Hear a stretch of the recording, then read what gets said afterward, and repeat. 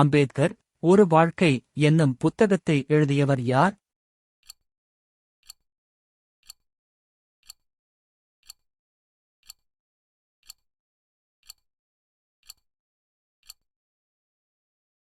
சரியான விடை சசி தரூர்.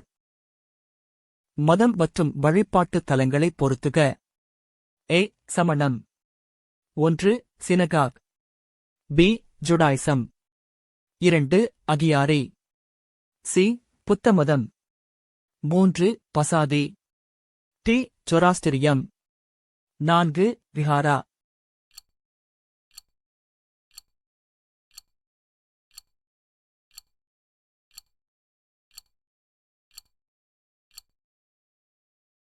சரியான விடை டி 3 முதல் 1 வரை, 4 முதல் 2 வரை.